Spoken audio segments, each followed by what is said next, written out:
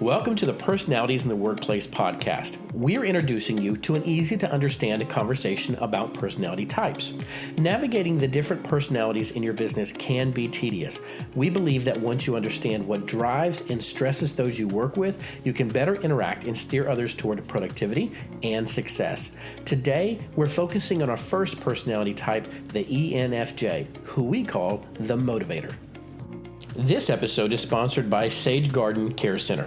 We specialize in team trainings, executive and manager coaching, and employee optimization workshops. You can learn more at sagegardencare.org. This is Timogi, the Empowerment Specialist, and we are back with the one, the only Chuck Taylor. Yay. You make me so happy. I know, right? So, Chuck, these personality types, my goodness, Myers-Briggs. We are moving forward today to ENFJ. Yes, the Motivator. Tell me about these motivators. I think I've got a little bit of this in me. Go ahead and talk to me, Chuck. Listen, I like the ENFJ because the ENFJ is that proverbial coach or teacher kind of energy. This is the person that is able to spot the best in others and is readily, actively trying to pull out that energy in other people. So, I was accused of being a bossy big sister, right? So are bossy big sisters considered motivators? Well, I don't know if that falls into motivation, maybe authoritarianism. No, so, here's a great thing. So we talk about ENFJs. You're talking about people who are extroverted, right? So great with people. They're good with the energy around people. They're intuitive, so they're big picture. They kind of see the long view of the story depending on who they're working with. They're feelers, and so they connect with people really well. This may be where the big sister analogy falls flat, It's not about trying to get people to do stuff inherently as it is trying to motivate people to achieve their best. And then there's that judging characteristic, which is quick starting. Let's have a plan. Let's have a course of action to go through. Although, to pull back the big sister model, there is this, I have a insight for you on how things could be most successful for you. And where the ENFJs differ from our ENFP friends is ENFPs are going to be more inclined to what do you want to do, what best works for you, whereas ENFJs, oftentimes they're going to have a plan of their own as well. Well, again, I always had a plan for my younger siblings, Why wouldn't right? you? Yep. Why wouldn't you? So these sound like very passionate people, these motivators. So give me a little bit about their strengths. So when I think of an ENFJ, right, so I'm thinking teachers, I'm thinking pastors, public speakers, folks who can read an audience very quickly, have a good understanding of what that audience wants, what they need. Their strengths are that they typically tend to be inherently inspiring. When they're working at their best, people want to follow what they do. And this is where that J component comes back in a huge way. When you talk to an ENFJ, they have a plan. They know where they're going. They know what they want to do. And it's easy to get hooked on what they're selling because they have a certain confidence that goes with their plan. So let me ask then, are they more calculating or more creative? Which one? I don't know if you could say more one way or the other because I think the creativity goes with this calculating plan. The unique thing about ENFJs is while they don't change quite as flexible and as easily as their ENFP partners, I do think that they have a bit of an ability to adjust depending on where the energy of the conversation is leading them. Because the ultimate goal for them is how do we motivate and drive towards this goal? So they're going to be less likely to just say, hey, we're going to go do this thing or that thing if the energy doesn't follow. But if the energy follows and they got people on course with them and they're ready to go, man, they're on it. But the big starting point for the ENFJ is they have a plan in mind, they have an energy that they're working towards, and people typically want to follow that. So they have to be pretty confident then. I mean, that has to be a trait. At their best, and we're going to come back to the weaknesses in a little bit because it directly ties to this, but at their best, that confidence goes with them, right? It's easy for people to want to follow who they are.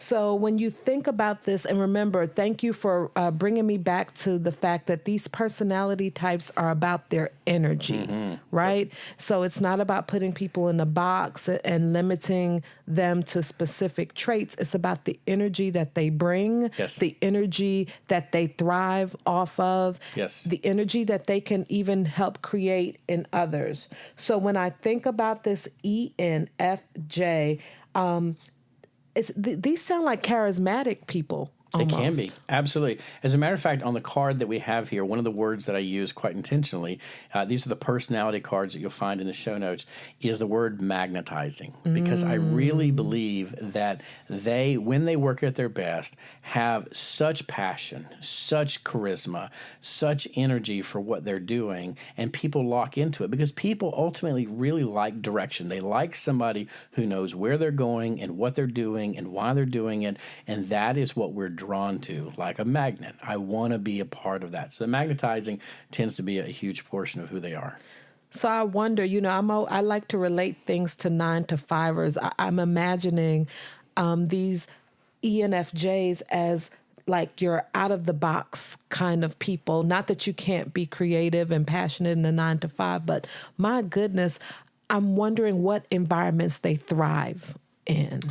Well, I think any position where they're working with people is going to be huge. So, and not just working with people, working where they have an influence with people. So this is why I say teachers. Teachers come back. When teachers work at their very best and they have an audience of students, and just think about some of the movies you've watched with these inspirational teachers, they almost get this high out of watching people succeed and watching people do well.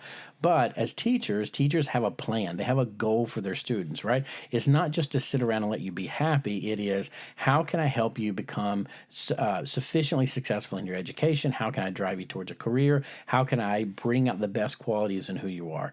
And I think that's in part where the ENFJs are leading to. When you think of public speakers, this is really the case, like a motivational speaker. This is someone who has an agenda that they're giving to you, right, that they're selling to you from a stage. Absolutely. And they're saying, here's where I want you to go. But because they have that feeling component, they connect with their audience. So they're reading body language as they're talking, who's falling asleep, who's not engaging, who's doing well. And so they lean into the energy of the audience to help increase that motivation. We want to take a brief moment here to tell you about Sage Garden Care Center and why we've made this podcast available to you. Every business can optimize productivity by educating their leaders, managers, and employees of their blind spots and pain points. We provide the knowledge and the tools to help you engage your employees to best contribute to the organization's success. We help you leverage their strengths so that you can trust they're helping your organization flourish. As an optimization coach, I help companies nationally and internationally unify their teams, effectively engage conflict, communicate well, and bolster their aptitude for success. Whether you work with a company, a church, an NGO or nonprofit, an education center, or anything else, we have trainings that will help your team.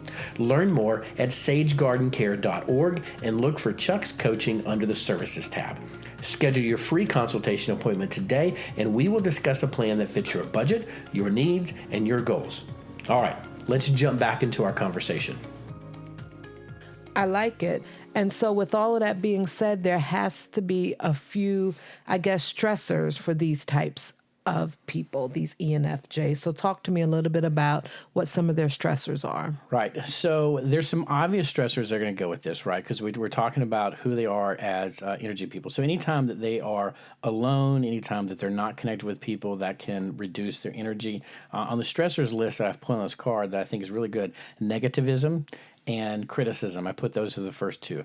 I would say if there's any two things that you can do to piss off an ENFJ, it is to be negative or to be critical of them. And if there is a quality that is their worst quality, right, at their worst, and any ENFJ I've ever worked with have said, yes, if I'm true to myself, that this is true, is they do not take criticism well. As a matter of fact, there's no such thing as constructive criticism to an ENFJ. Wow. They work so hard and are so diligent and so attentive to the work that they're doing that they have a hard time receiving any kind of criticism.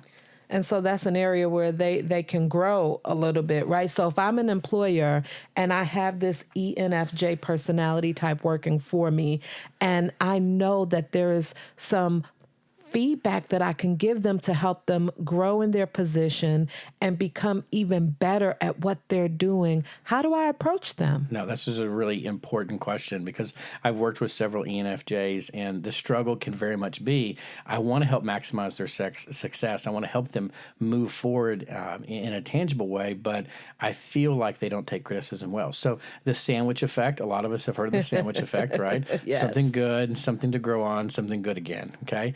I think that can be helpful. But here's the really important thing is, if you're going to give criticism, just say it out loud. Don't do it in this passive way. Like I'm just trying to hey, listen, I've got an area where I think you can grow in. What I want you to hear is you're already doing a good job here. I don't want you to walk away and the only thing you hear is the area to grow in. So let me tell you what I think you're doing well, and we're going to talk about growth, and that growth area helps us all become better. So I want you to work with me and then confirm that they have heard the positive as well as the area of growth. And they're going, yeah. Okay. Well, all right. You know, they're drawn by people, right? Thanks. So they're engaged by people. And if you do this well and you're addressing their feelings, right? I understand it can be hard to hear some areas of growth, but I want to validate the work that you've put into everything that you're doing. There's always work we can do.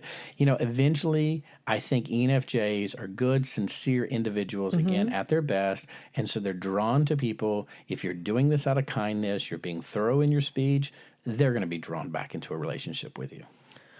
I mean, I hear you, and I'm reflecting on, you know, some of the traits that I have myself. So when you're working with your employees and even their peer-to-peer relationships in the workplace, when you have that other employee with a different personality type who doesn't know the sandwich method, and they just kind of say, dude, I just need you to do it this way.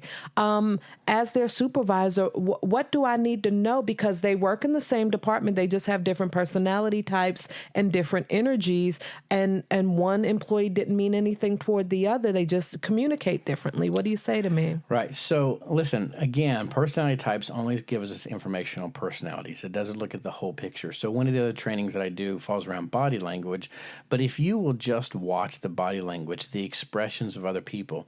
For example, an ENFJ is an extroverted, outgoing personality type. So if I'm talking to them and all of a sudden they become quiet, there's a really strong possibility that I've just hit one of their stressors. So what we have a tendency to do is we say something to an individual, they get quiet, we walk away from the conversation because we said what we want to, but we don't do this checking back in to go, hey, I just noticed that you got quiet. Is there something going on? Is there something you want to talk about? Give them the space to open up and say, well, here's what I'm thinking. And a lot of times what will happen with ENFJs is they will over-focus on the area of growth, the criticism, instead of focusing on what you've said that they've done well. So you've got to stay in that conversation with them. And if they're a valuable employee, right, you want to invest in them, is stay in that conversation. Let me go back and tell you what I said that you're doing well. I'm not gonna go away from the area of growth, but that can't be the only thing that you hear today. Gotcha. I got it. So as we bring this ENFJ to a close, the motivator, what I gathered today is that these are very inspirational people to have on your team, right? So long as when you have to give that constructive feedback that you are... I'm not going to tell you how I feel about the sandwich method because I'm from Brooklyn, so I don't know the sandwich method very well. I don't use it very well, but you just have to, use a little bit of the Southern hospitality I know you have within you when you're working with your ENFJs and continue to support them in their strengths, but you still have to make them aware of areas of opportunity and growth. Right. And here's the other thing. In this area of stressors, and this will give you some hints on where to lead in, is, for example, I have down here people that are uncooperative, indecisive, too many details, or procrastinators. So here's the thing you need to know about ENFJs as well, is as you're talking to them, there may be something else that's stressing them that has nothing to do with whether you were kind to them or whether you gave them criticism. So, for example, if I'm a supervisor and I'm going to an ENFJ and I gave them the sandwich method,